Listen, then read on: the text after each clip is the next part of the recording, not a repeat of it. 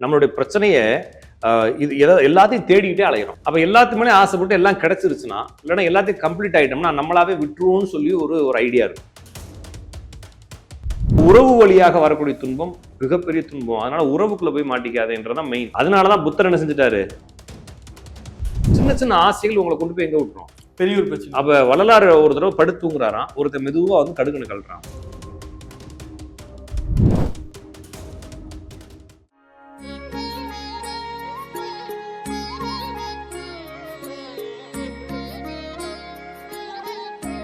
வணக்கம் சார். வணக்கங்க. இந்த கேள்வி உங்களை பார்த்ததுல இருந்து கேட்கணும்னு நான் ஆசைப்பட்டுட்டே இருந்தேன். ஃபேஸ்புக் கால் பண்ணும்போது எனக்கு ஒரு தகவல் வந்தது. ஆசையாக வாங்கினேன் புத்தர் சிலைன்னு சொல்லிட்டு. புத்தர் என்ன சொல்லியிருக்கிறாரு, ஆசை துறன்றாரு. ஆனா அதையே நான் ஆசையா வாங்கினேன் ஒருத்தர் போட்டிருந்தாரு. ஓகே, அப்படியே கால் பண்ணி கடந்து வந்துட்டேன். எனக்குள்ள மண்டைக்கு ஓடிட்டே இருந்தது. 2-3 நாள் கழிச்சு இன்னொரு கோட் பாக்குறேன், அத்தனைக்கும் ஆசைப்படு அப்படின்ற மாதிரி ஒரு கோட் இருந்தது.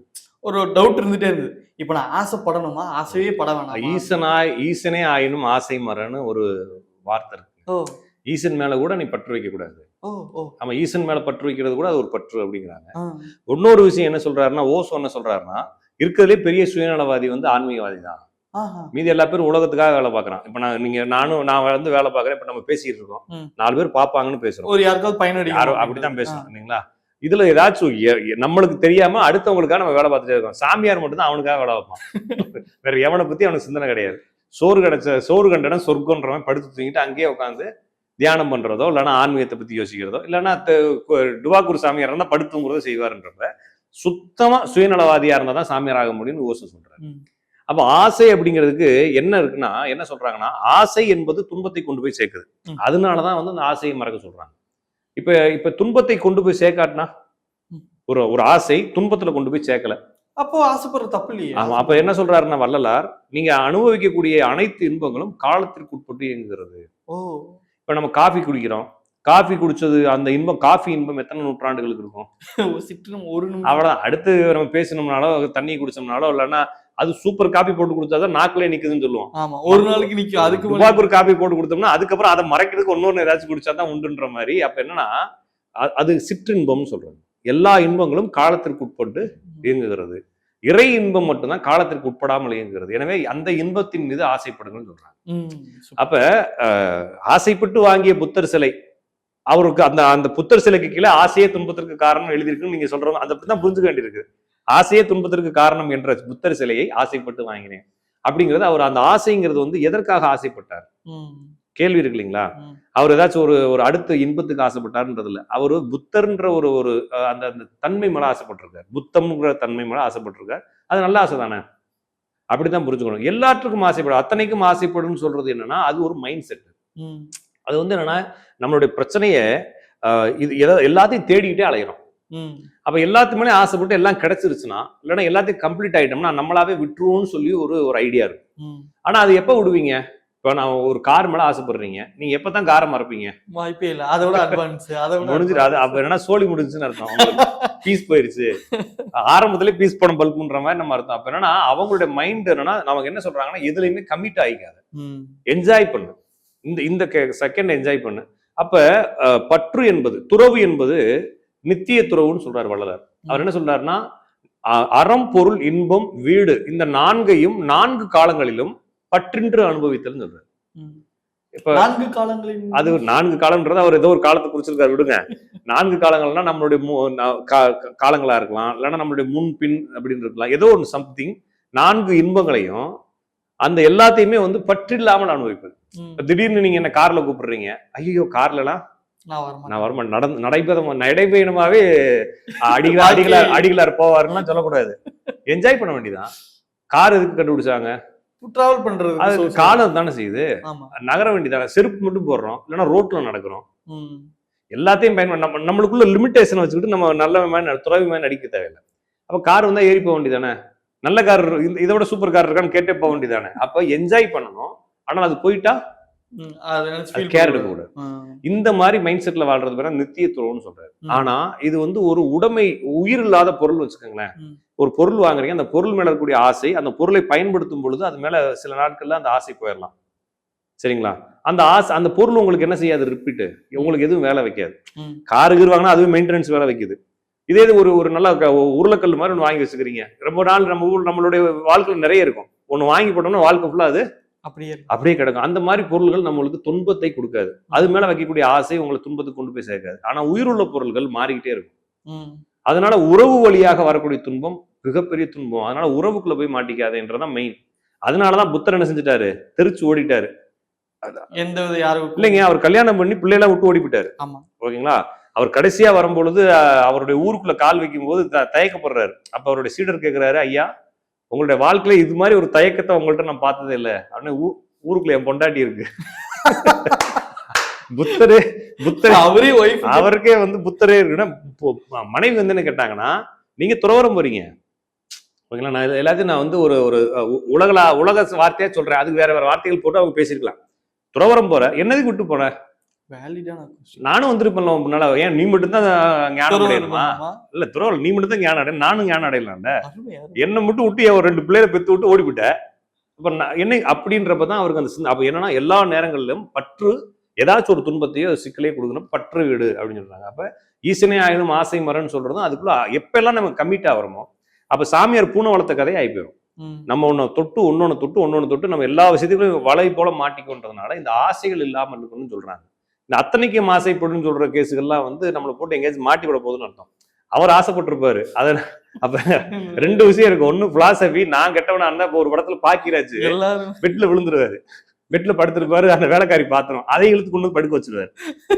ஏன்னா நாளைக்கு ஓனர் கேட்டானா நீ சொல்ல மாட்டல, நீயும் படுத்தினா நீ சொல்ல மாட்டேன், ஒரு நான் மட்டும் படுத்தா மாட்டி விட்டுருன்ற மாதிரி இந்த சாமியார் என்ன பண்றாங்க, அன்னைக்குக்கும் ஆசைப்படும் சொல்லி நம்மளே மாட்டி விட்டுற மாதிரி. அது தப்பு. நம்மளை எங்கெல்லாம் அப்ப வள்ளலார் சொல்றது, பாவம் என்பது யாதெனில் ஆரம்பிப்பதற்கு இன்பமாகவும் அனுபவத்திற்கு சுகமாகவும் இருந்து பிற்காலத்தில் அது துன்பங்களை கொண்டு வந்து சேர்ப்பது பாவம். நீங்க எதுக்கு வேணாலும் அப்ளை பண்ணிக்கலாம். புண்ணியம் என்பது யாதெனில் செய்வதற்கு கடினமாகவும் செயல்படுத்துவதற்கு சிரமமாகவும் இருந்து பிற்காலத்தில் அது நமக்கும் நம்மை சுற்றியுள்ளவர்களுக்கும் இன்பத்தை கொடுப்பது புண்ணியம்னு சொல்றாரு. அப்ப இதை நீங்க எங்க வேணாலும் அப்ளை பண்ணி இதுல எதெல்லாம் நம்மளுக்கு ஆசையை கொண்டு வந்து சேர்க்கும் அப்படின்னா, இந்த பாவம்னு சொன்ன பாத்தீங்கன்னா இதெல்லாம் பேராசைகளை கொண்டு வந்து நிற்கும். புண்ணியம்ங்கிற ஆசைப்பட்டு செய்யறதுல ஆரம்பிக்கிறப்ப கஷ்டமா தானே இருக்கும், அது மேல நம்மளுக்கு எங்க ஆசை வரப்போகுது. அப்ப எதெல்லாம் ஈஸியா உங்களுக்கு ரொம்ப சந்தோஷத்தை கொடுக்குது அப்படின்னு நம்ம நினைக்கிறோமோ அதெல்லாம் துன்பத்தை பிற்காலத்துல கண்டிப்பாக கொடுக்கும். ஏன்னா எல்லா பொருள்களும் நிலை இல்லாதது. நிலையில்லாத பொருள் ஒண்ணு அது போயிடும், இல்லைன்னா நம்ம போயிடுவோம். அப்ப ஏதோ ஒரு துன்பம் அங்க வந்துருன்றதுனால அந்த ஆசைக்கு போகாதுன்னு சொன்னாங்க. இந்த புத்தர் மட்டும் இல்லைங்க, எல்லாருமே ஒரு வார்த்தையில ஏதாச்சும் ஒரு வகையில சொன்னாங்க. நிறைய பேர் என்ன சொன்னாங்கன்னா, இறைவன் மேல ஆசைப்படுன்னு சொன்னாங்க. இறைத்தன்மை மேல ஆசைப்படு, பாத கமனங்கள் மீது கவனம் வை, இறை சிந்தனைக்குள்ளரு, எப்பயுமே சிவ சிந்தனையாக இருத்தல்னு சொல்றாங்க. அப்ப இதெல்லாம் என்னன்னா, நம்மளுடைய மனம் நம்மளுடைய 5 புலன்கள் வழியாக இந்த உலகத்தை அனுபவிக்க ஆசைப்படுது. அது மேலேயே நம்ம அக்கறை இருக்கிறதுனால நம்மளுக்கு அது தோணுது. எனக்கும் தோணும், உங்களுக்கும் தோணும். ஏன் நம்ம பேசினாலும் நம்மளால மாத்திக்க முடியலன்னா அது டிசைன் புரியுது, ஆனா செய்ய முடியல, தெரியல அப்படின்ற மாதிரி புரியுது. ஆனா அது நம்மளால என்ன செய்ய முடியலைங்க, அப்ளை பண்ண கண்ட்ரோல் பண்ண முடியல. ஏன்னா நம்மளுடைய மனம் அதை விட வேகமா ஓடிக்கிட்டு இருக்கு. நம்மளுக்கு ஒரு பொருள் வருது, ஒரு கதை சொன்னாங்க, ஒருத்தன் வந்து எல்லாத்தையும் திறந்துட்டானா. இப்போ லேட்டஸ்டா ஏதோ ஒரு வீடியோ பார்த்து எல்லாத்தையும் திறந்துட்டான், ஒண்ணுமே இல்லை, எல்லாத்தையும் எழுதி வச்சுட்டு ஒரு திண்ணல படுத்து கிடக்குறான். நைட்டு இரும வந்துருச்சு, சரிங்களா. அவன் என்ன பண்றது, ஒரு மாதிரி அடைக்குது, தண்ணி குடிச்சாதான் தேவையில்லைன்றப்ப என்ன பண்ணான்னா பாக்குறான், பின்னால வீட்டுல லைட் எரிஞ்சுக்கிட்டு இருக்கு. உள்ள போய் பாக்குறான், ஒரு ஆள் வந்து சத்தம் இல்லாம வீட்டுல தூங்குறாங்க அப்படின்னு சொல்லி செம்புல தண்ணி எடுத்து கொடுத்து ஃபுல்லா வச்சுக்க, போய் படுத்து காலில் வரைக்கும் குடிச்சுக்க போன்னு சொல்லிட்டானா. சரிங்களா. இவன் காலில் வரைக்கும் குடிச்சிட்டு அந்த செம்பை பாக்குறான், வெள்ளி செம்பு, பேக்ல வச்சுக்கிட்டானா. அதாவது வந்து இவன் எதுக்கு வந்துக்கிறான்னா துறவு வாழ்க்கை வந்துக்கிறான். அவனுக்கு பாருங்க ஆசை. அப்ப என்ன சொல்றாங்க, எதுக்கு சொல்றாங்கன்னா, அவன் நைட் அங்க இருந்தான் இல்லைங்களா, அவன் வீட்டை காலி பண்ணி திருடிக்கிட்டு இருந்துக்கிறான். இவன் போய் தண்ணி கேட்டு டிஸ்டர்ப் பண்ணிக்கிறான். அவன் திருடின சொம்பள தண்ணி எடுத்து கொடுத்து விட்டுறான். ஓகேங்களா. அந்த திருடின சொம்பள தண்ணி குடிச்ச அந்த சிந்தனை இவனுக்கு அந்த திருட்டு புத்தி இதை கொடுத்து சொல்றதுக்கு அந்த கதை இருந்தாலும் அவனுடைய புத்தி விடல இல்லையா. அப்ப நம்ம மெதுமெதுவாக செய்யணும், மெதுமெதுவாக பழகணும். அப்ப சின்ன சின்ன ஆசைகள் உங்களை கொண்டு போய் எங்க விட்டுரும், பெரிய ஒரு பிரச்சனை. அப்ப வள்ளலார் ஒரு தடவை படுத்துங்கிறாராம், ஒருத்தர் மெதுவா வந்து கடுக்கணு கழட்டுறான். அப்ப என்ன பண்றாருன்னா மெதுவா திரும்பி படுத்துட்டாராம். இந்த கதையை கழட்டிடு, ஏன்னா இது ஒரு ஆசை தானே. அப்ப அவருடைய பாடல்கள் என்ன எழுதுறாருன்னா, காசுகளையும் தங்கங்களையும் ஆபரணங்களையும் குளத்தில், கடலில், தெப்பங்களில், ஆறுகளில் எரிந்தேன் அப்படின்னு சொல்றாரு. ஏன்னா இது மேல கூட ஆசையெல்லாம் போயிடணும், நம்மளுக்கு கொஞ்சம் கூட ஒட்டிக்கிட்டு இருக்க கூடாது. ஏன்னா இந்த ஆசை நம்மளை கொண்டு போய் எங்கேயாச்சும் லூப் அடிச்சு விட்டுரும். அப்ப நம்மளுக்கு சோறு இருந்தா போதும்ல, கொஞ்ச நாள் கழிச்சு வரலாறு சோறு சாப்பிடலன்னு சொல்றாங்க. அப்ப எதுவுமே இல்லாதவனுக்கு என்ன தேவை? Long cloth piece. அவர் லெட்டர்ல எழுதுறாரு, நீங்கள் சென்னையில இருந்து வரும்பொழுது லாங் கிளாத் பீஸ் வாங்கி அனுப்பும். லாங் கிளாத் பீஸ்னா அவர் சுத்தி இருக்காருல துணி, அதை வந்து அவர் லாங் கிளாத் பீஸ்ன்னு எழுதுறாரு. லாங் கிளாத் பீஸ் இவரிடம் கொடுத்து அனுப்பவும், நான் கடலூரில் பெற்றுக்கொள்கிறேன் அப்படின்னு அவருடைய லெட்டர் இருக்கு. அவர் கேட்டது லாங் கிளாத் பீஸ் ஒன்று கேட்டிருக்காரு. அதுக்கப்புறமா வந்து ஏதோ ஒரு மருந்து செய்யறதுக்கு வராக நடையும், அதுக்கப்புறம் ஒரு தராசு, சின்ன தராசுங்க, இவ்வளவுதான் அவருடைய விஷயமே. அப்ப அதுவும் எதற்கு கேட்கிறாரு? அடுத்தவனுக்காக கேட்கிறாரு. அப்ப இந்த மாதிரி உங்களை சுருக்கிக்க முடியுமானா அதுதான் வந்து புத்தம்னு சொல்றாங்க. அப்ப நம்ம எதுக்கு புத்தரம் வாங்குறோம்? எங்க வீட்டுல புத்தரை வச்சுக்கிறேன், எதுக்கு வச்சுக்கிறேன் சொல்லுங்கண்ணா.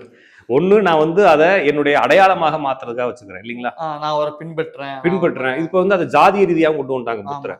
அப்ப நான் ஃபர்ஸ்ட் அது என்னன்னா, மதம் அப்படிங்கிறத பெருசா இருந்ததை சுருக்கி அவர் ஒரு சாதிக்குள்ள கொண்டு வந்து மாட்டி விட்டாங்க. இப்ப அது ஒண்ணு. அதுக்கப்புறமா வந்து நான் வந்து ஒரு ஆன்மீகவாதி, நான் வந்து அப்படியே மனதை கட்டுப்படுத்த சாந்தமானவன் சொல்லி தன்னை வெளிப்படுத்துறதுக்காக புத்தர் சிலை டேபிள் வச்சுக்கிறது. இதுக்கு தான் செய்யறோம். இல்லைன்னா அழகா இருக்கு பாக்குறதுக்கு அப்படின்னு வச்சுக்கிறோம்.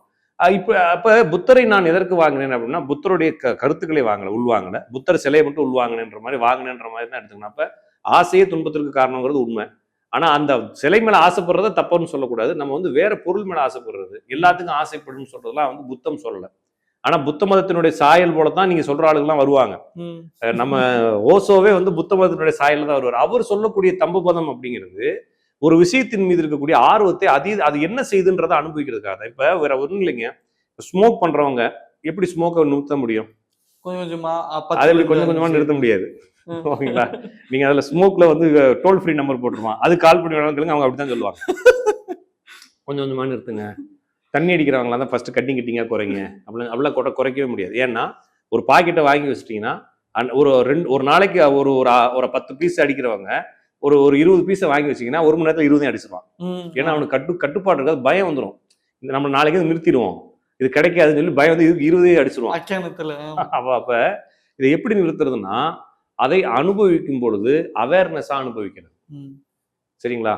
இந்த இந்த இந்த தம் அடிக்கிறப்பயோ இல்லைன்னா சரக்கு அடிக்கிறப்ப நம்மளுக்குள்ள என்ன நடக்குது, எதனால அந்த சரக்கு நம்ம அடிக்கிறோம், கரெக்டா அந்த சரக்கு அடிக்கிறப்ப நம்மளுக்குள்ள என்ன உணர்வு தோணுது, ஏன் சரக்கு அடிக்கணும்னு தோணுது அப்படின்னு சொல்லி இன்ச்சா தன்னுடைய அந்த அனுபவத்தை உள்முகமாக விழிப்புணர்வோட செய்யும் பொழுது அந்த விழிப்புணர்வு உங்களுக்கு என்ன செய்யுதுன்னா, அந்த செயல்களை நீங்க ஏன் செய்யறீங்கன்ற ஒரு நுணுக்கத்தை உங்களுக்கு புரிய வைக்குது. அதுல எதை கட் பண்ணா இது நம்மளுக்கு தோணாதுன்னு உங்களுக்கு புரிய வைக்குது கொஞ்ச நாள் கழிச்சு. அதனால என்ன சொல்றாங்கன்னா, நிறைய விஷயங்களை விழிப்புணர்வோட அனுபவிப்பது.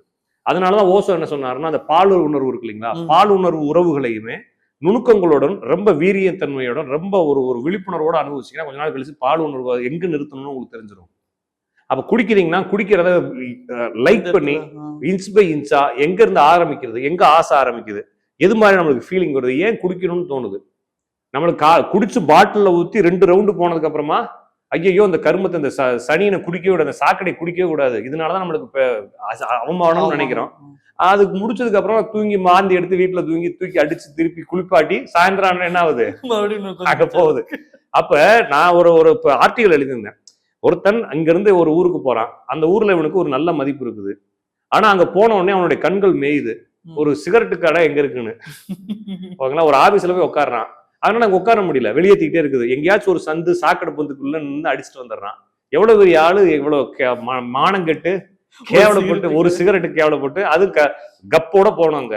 அதுக்கு 4 ஏதாச்சும் வாயில முட்டாயை போட்டு நம்ம அவன் நினைச்சுதான் முட்டாய் போட்டாச்சு தெரியாது, ஊருக்கெல்லாம் தெரியும் தம் அடிச்சுட்டு வந்ததுன்ற மாதிரி இவ்வளவு கேவலப்பட்டு அந்த இதை செய்யும்போது அவன் அங்க நினைப்பான், நம்ம இந்த சனியனை தொடவே கூடாதுன்னு. ஆனா ஒரு 10 நிமிஷத்துல இவருக்கு அங்க கண்ட்ரோல் மண்டபம் ஏன் போகுதுன்றத விழிப்புணர்வோட இருந்தா சரி பண்ணலாம். அப்ப இவங்க சொல்லக்கூடியது எல்லாத்தையுமே வந்து அனுபவித்து கரைப்பது அப்படிங்கிறது வந்து அந்த விழிப்புணர்வுக்காக தான். நீங்க எப்பயுமே விழிப்புணர்வு இல்லாம ரொம்ப ஒரு அப்படியே அடிக்டாக சொல்லல. அவங்க ஒரு விஷயத்து மேல ஆசைப்பட்டோம்னா அந்த ஆசை இங்க இருந்து உற்பத்தி ஆகுது, அது எந்த இடத்துல போய் நிக்குது, நம்ம இதுல எது ஹாப்பியா எடுத்துக்கிறோம், எது சந்தோஷத்தை கொடுக்குது, அப்பன்றதெல்லாம் நம்ம அனுபவிச்சு ரொம்ப விழிப்புணர்வோட போகும்போது அதுல நீங்க அனுபவிச்சதுக்கு அப்புறமா அதுல இருந்து நீங்க கலண்டு வருவதற்காக. அப்ப ஒரு புளியம்பரம் இல்லைங்களா, புளியம்பழத்துல மேல கூடிய ஓடு கலரணும்னா என்ன செய்யணும், அது கொஞ்சம் காயணும், அது பழுக்கணும். அப்ப பழுத்தா தான் ஓடு கலருன்ற மாதிரி அது மாதிரி பழுக்க விடணும் நம்மளுடைய அனுபவங்களை, அப்படின்னா கலரும்.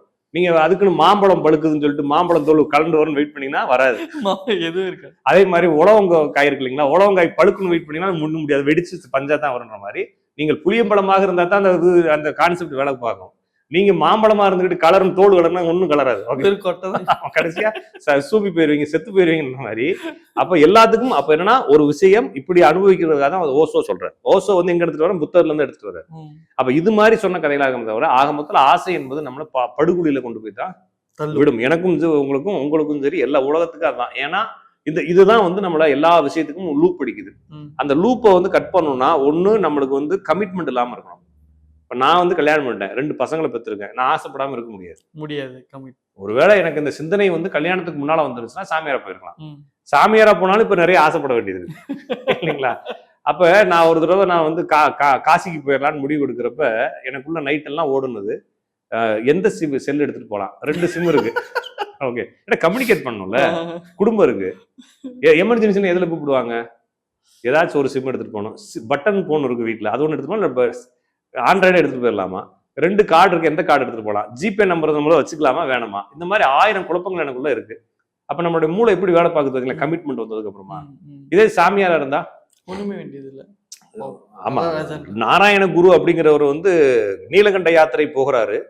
அவர் வீட்டுல நைட்டு 11:45 12 மணிக்கு அவருக்கு திடீர்னு நம்ம இங்க வீட்டுல இருக்க வேணாம், நம்ம யாத்திரைக்கு போயிடலாம், நீலகண்ட யாத்திரைக்கு போகலாம், நம்ம மானசரோவர் ஏரியில இருந்து கன்னியாகுமரி வரைக்கும் திவ்ய திருப்பதியில தரிசிக்கலாம், நம்ம சன்னியாசி ஆயிரலாம்னு ஒரு யோசிக்கிறார். அவர் எத்தனை 11 வயசுல யோசிக்கிறார். ஓகேங்களா? கதவை திறக்கிறாரு, மேக வெடிப்புன்னா தெரியுங்களா, நம்ம இந்த பெரிய டமால்னு வெடிச்சு தண்ணியா ஊத்தும், அதுல நம்ம போகவே முடியாது. அப்ப என்ன செய்யறாருன்னா கதவை திறக்கிறாரு, சாமியார போற மைண்ட் செட் 12 மணிக்கு உதிச்சிருச்சு. நாராயண குரு அக்ஷர்தாம் டெம்பிள் டெல்லியில இருக்கும், அதனுடைய குரு அவர் தான்.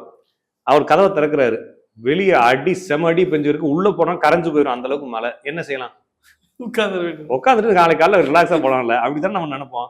அவருக்கு சன்னியாசி ஆனதுக்கு அப்புறம் நம்மளுக்கு என்ன கவலை, கதவை திறந்து அவர் வாட்டு நடந்து போயிட்டாரு, அவ்வளவுதான். அதான உண்மை. அப்ப நீங்க உட்காந்துட்டு ரெஸ்ட் எடுத்துக்கிட்டு இருப்பீங்க, உங்களுக்கு சாதகமான சூழல் வர வரைக்கும் வரதுன்னா நீங்க என்ன சாமியாரு, என்ன சன்னியாசி?